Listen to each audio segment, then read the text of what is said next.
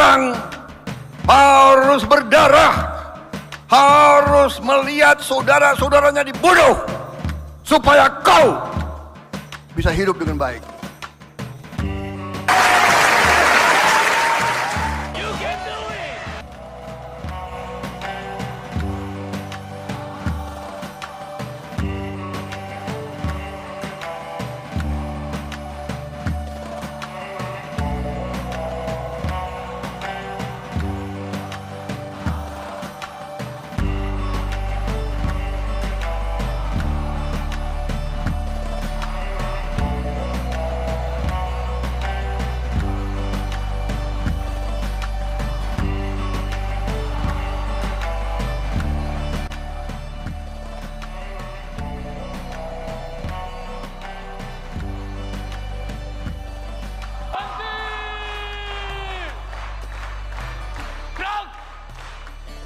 Hadap kanan, hadap kiri, gerak. Saudara-saudara sekalian, mungkin lebih pantas kalau saya panggil Anda anak-anakku, mungkin juga cucu-cucuku. Anda telah memilih kehidupan ini dengan sukarela.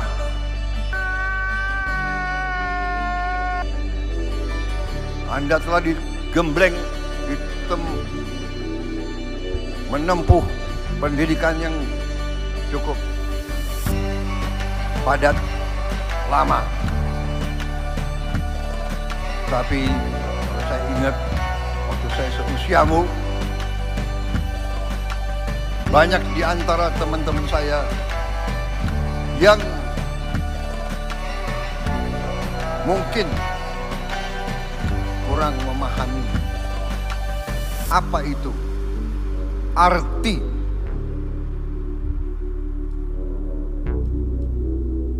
kehidupan seorang prajurit.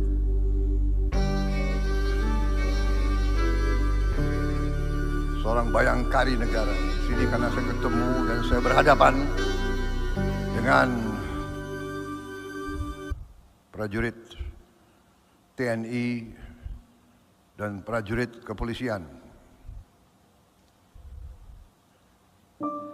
Saya memberi sekedar judul pembekalan saya dengan judul yang merupakan inti daripada apa yang ingin saya sampaikan. Judul pembekalan saya beri judul Perwira Kesatria Pembela Tanah Air. Saudara-saudara, saudari-saudari, para calon perwira di depan saya ini, kalian sebentar lagi menjadi perwira, yang artinya kalian harus menjadi kesatria, dan saudara sesungguhnya adalah pembela tanah air.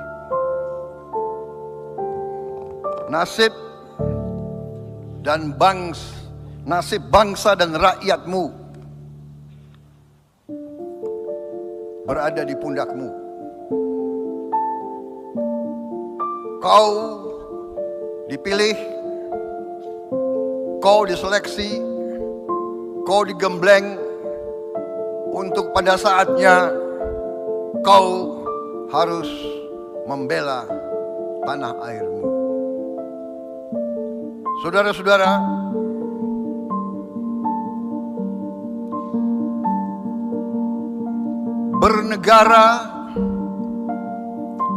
bernegara itu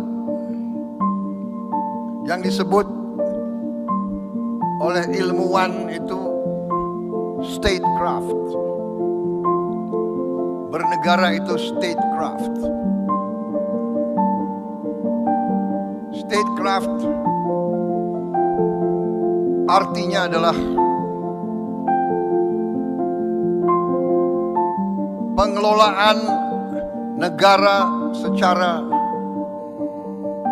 handal, terampil, dan cerdas. pengelolaan negara secara handal, terampil, dan cerdas. The skillful management of state affairs. Ada 3 macam statecraft. Ada 3 aliran bernegara. Yang pertama, aliran ideologi. Biasanya aliran ideologi ini berjalan dalam kurang lebih 70 tahun pertama sebuah negara. 70 tahun pertama sebuah negara urusannya adalah ideologi. Apakah kita demokrasi, atau kita otokrasi, atau kita diktator, atau kita oligarki. Pendiri-pendiri bangsa kita memilih bangsa Indonesia sebagai demokrasi, kerakyatan, kedaulatan rakyat. Ada negara yang berdasarkan faham ideologi ekonomi, kapitalisme atau sosialisme, kapitalisme atau komunisme. Ada negara yang berdasarkan rasialisme atau liberalisme. Kita pernah mengalami dijajah. Waktu kita dijajah, negara itu adalah negara imperialis berdasarkan rasialisme. Di atas kulit putih, di tengah-tengah bangsa asing Asia Timur yang disebut Fremde Oosterlingen. Baru kita pribumi golongan paling bawah yang mereka sebut inlander pribumi. Bahkan inlander itu oleh Belanda dianggap lebih rendah dari anjing. Karena di beberapa tempat waktu kita dijajah selalu ada papan-papan prasasti-prasasti yang menceritakan atau yang menggambarkan atau yang memerintahkan dilarang untuk anjing dan pribumi. Verboden for Honden and Inlander.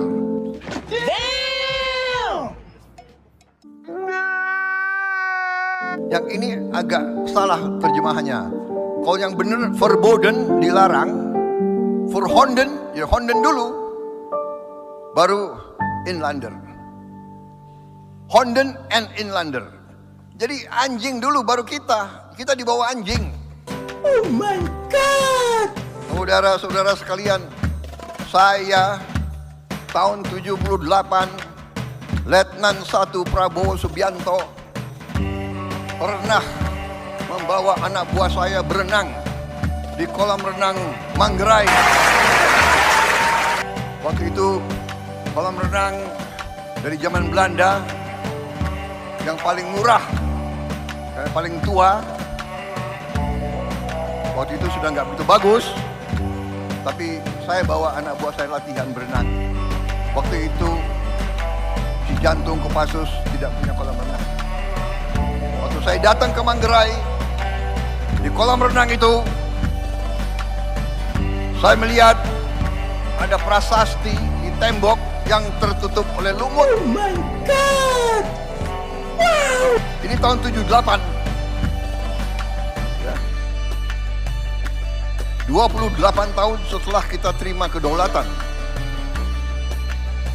Saya dasar ingin tahu apa yang ditutup oleh lumut itu. Saya bersihkan itu lumut dan saya ketemu tulisan Verboden for Honden and Inlander. Bayangkan tahun 78. Karena saya marah dan dongkol, saya suruh bongkar itu. Saya sadar sekarang saya salah. Harusnya jangan dibongkar, jangan dibuang, harus disimpan sebagai bukti untuk kalian semua. kita bangsa Indonesia pernah dinilai lebih rendah dari anjing. Hai anak-anakku, kau penerus bangsa kita, tapi saya tidak yakin kau mengerti dan kau faham betapa bapak-bapak kita, mungkin kakek-kakekmu, nenek moyang kita, betapa nenek moyang kita harus merebut kemerdekaan, harus perang, harus berdarah, harus melihat saudara-saudaranya dibunuh supaya kau bisa hidup dengan baik.